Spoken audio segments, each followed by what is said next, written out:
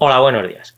Vamos a ver hoy el dividendo de Nagas y cómo creo que debemos de ver el tema de los dividendos en general y de las bajadas de dividendo en particular. Las previsiones de dividendo de Nagas os las expliqué en este vídeo que dejo por aquí. Como el payout de Nagas es del 100% e incluso algunos años superior al 100%, pues se habla mucho sobre si Nagas podrá cumplir con esas previsiones de dividendo o lo tendrá que bajar. Y puede dar la sensación de que si Nagas consigue mantener sus previsiones de dividendo seguirá siendo una buena empresa, pero si lo tiene que bajar pasará a ser una mala empresa.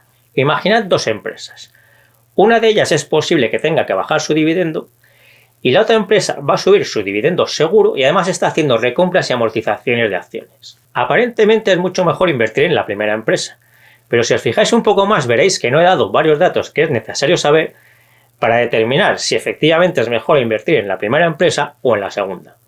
No he dado hasta ahora esos otros datos que es necesario saber, porque muchas veces la atención se centra solo en los datos que he dado hasta ahora, llegando a la simplificación de que si una empresa mantiene o sube su dividendo es buena para el largo plazo y si lo tiene que bajar entonces pasa a ser una mala empresa para el largo plazo. Creo que esta es una de las ideas equivocadas más extendidas sobre la inversión a largo plazo buscando la rentabilidad por dividendo. Por eso quiero comentar esta visión parcial de los dividendos para que la modifiquéis si es vuestro caso actual. Vamos a verlo. Las dos empresas del ejemplo que he puesto antes son la misma empresa y es Enagas. Porque, si quisiera, Enagas estaría en una situación en la que todo el mundo vería claro que va a subir el dividendo el próximo año y los próximos años, y además estaría haciendo recompras y amortizaciones de acciones. Y para pasar de la situación actual a esa otra situación en la que todo el mundo vería claro que Enagas va a subir el dividendo todos los años, y además estuviese haciendo recompras y amortizaciones de acciones, pues Enagas no tendría ni que cambiar su forma de gestionar la empresa, ni tampoco ganar más dinero, sino simplemente decidir que quiere pasar de una situación a la otra y tomar una decisión administrativa que es tan fácil como elegir ponerse una camisa azul o una camisa blanca, o una camisa de rayas azules y blancas, porque me estoy dando cuenta que hice el guión antes de ponerme la camisa y los colores blanco y azul los elegí al azar, no porque me fuese a poner esta camisa. Así que lo que quiero conseguir con este vídeo es que veáis que invertir en bolsa a largo plazo es realmente fácil. La clave está en que no hay que perder tiempo con muchas cosas que son solo realmente ruido. Y dedicarle tiempo a esas cosas no solo no nos va a hacer invertir mejor, sino que nos va a hacer invertir peor y además vamos a perder todo el tiempo que le dediquemos a esas cosas. Por eso es muy importante que asimiléis bien el concepto de remuneración, que es la suma de dividendo en efectivo más recompra de acciones. Lo explico en este vídeo que os dejo por aquí. En los últimos años, Enagas ha pagado toda su remuneración como dividendo en efectivo completamente, con un payout del 80% al 100%, y no ha hecho recompras y amortizaciones de acciones. El dividendo de 2021 es de 1,70 euros, y el dividendo previsto para 2022 es de 1,72 euros. A los precios a los que ha cotizado Enagas en el último año, esto supone una rentabilidad por dividendo del 9% más o menos. Si hacéis memoria, veréis que casi todo lo que se ha hablado de Enagas en el último año ha sido sobre si iba a poder mantener sus dividendos o los iba a tener que bajar.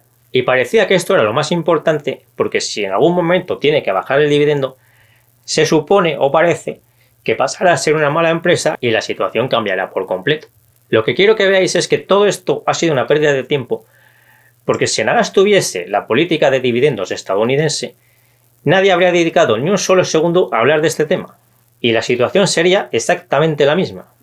Es más, siendo la situación exactamente la misma, la imagen que tendría mucha gente de Enagas sería mucho mejor. Paraos un momento a pensar sobre esto, que es lo que os acabo de decir. Si Enagas tuviese la política de dividendos estadounidense, en el último año nadie habría dedicado ni un solo segundo a hablar sobre si Enagas va a tener que bajar o no su dividendo, y además la imagen de Enagas sería mucho mejor. Por eso tenemos que pararnos a pensar si tiene sentido que existan estas dos percepciones tan diferentes de una misma realidad y que tener una percepción u otra dependa de algo tan poco importante como que la empresa elija tener la política de dividendos estadounidense o europea. Yo creo que esto no tiene sentido y lo que quiero es que lo veáis vosotros también, porque si veis claro este tema, vais a invertir mucho mejor. Vais a dejar de perder tiempo con cosas que no tienen ninguna importancia y vais a vivir mucho más tranquilos y relajados y con mucho mejor humor. Si en este momento Enagas tuviese un payout de dividendo en efectivo del 50% y el otro 50% de la remuneración lo pagase como recompra y amortización de acciones, pues su dividendo en efectivo sería ahora de 0,85 euros y su rentabilidad por dividendo sería del 4,5%, más o menos. Además, su dividendo crecería más de lo que lo está haciendo en los últimos años por las recompras y amortizaciones de acciones. Entonces, ¿creéis que si esta fuese la política de dividendos de Enagás, algún inversor de largo plazo de los que ha comprado Enagás en los últimos años habría dejado de hacerlo? Ni uno solo, ¿verdad? Pues eso es lo que quiero que veáis, que en este segundo caso, el de que Enagás siguiese la política de dividendos estadounidense, la percepción que tendrían muchos inversores sobre Enagás sería completamente diferente a la actual, pero Enagás sería la misma empresa, estaría haciendo las mismas cosas en su negocio y estaría ganando el mismo dinero. Y si en algún momento tuviese que bajar su remuneración, lo que haría sería bajar el importe de las recompras y amortizaciones de acciones y no se daría cuenta prácticamente nadie, como acaba de pasar con Procter & Gamble, que acaba de bajar su remuneración, pero como lo que ha hecho ha sido bajar el importe de las recompras y amortizaciones de acciones, pues no se ha dado cuenta prácticamente nadie. Este caso de Procter & Gamble os lo explico en este vídeo. Yo he vivido épocas en las que las empresas subían de cotización porque anunciaban que iban a hacer un split, porque muchos inversores pensaban que una empresa al hacer un split valía más. Ahora ya todo el mundo tiene claro que esto no es así, y yo creo que en algún momento pasará lo mismo con los aristócratas del dividendo. Los aristócratas del dividendo están mal calculados porque no tienen en cuenta las recompras y amortizaciones de acciones. Esto os lo explico también en el vídeo de Procter & Gamble que os acabo de dejar. Yo creo que en algún momento todo el mundo tendrá claro esto y los aristócratas del dividendo pasarán de moda. Los aristócratas del dividendo pueden tener alguna utilidad y bastante limitada para estrategias de medio plazo como el DGI, Dividend Growth Investment, que os explicaré en otros vídeos. Pero dividir las empresas en buenas o malas para el largo plazo, según bajen o no bajen el dividendo, sin tener en cuenta las recompras y amortizaciones de acciones, es un error. Este error da una imagen completamente distorsionada de la bolsa y lo tenéis que evitar. Cuanto antes os deis cuenta de esto, mejor, porque vais a invertir mejor, vais a tener más tiempo libre y vais a vivir más tranquilos. Aparte de todo lo que os he comentado hasta ahora, la situación del mercado energético mundial está cambiando y se está poniendo muy favorable para que Enagás crezca más, y por eso va a actualizar su plan estratégico. El plan estratégico de Enagás es el que explico en el vídeo que os dejé antes sobre Enagás. Los últimos resultados que ha presentado Enagás son los del primer trimestre de 2022. Y hasta el momento está cumpliendo ese plan estratégico y está cumpliendo sus previsiones de dividendo.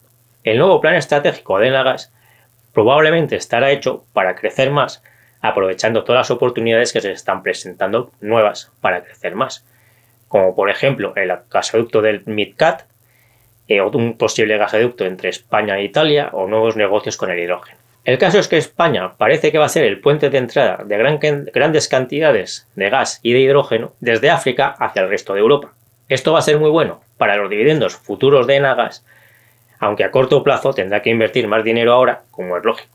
Así que es posible que en el nuevo plan estratégico de Enagás baje su payout para crecer más. Igual que hizo Endesa en su último plan estratégico, que bajó el payout para crecer más y le está saliendo muy bien.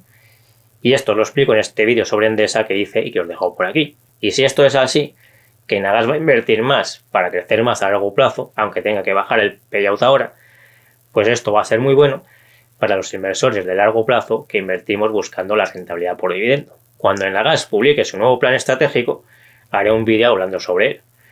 Si me ayudáis compartiendo este vídeo, dándole al me gusta y todo lo demás, os lo agradezco mucho y yo me despido ya hasta el próximo vídeo. Nos seguimos viendo en el foro de invertirenbolsa.info, en Facebook y en Instagram.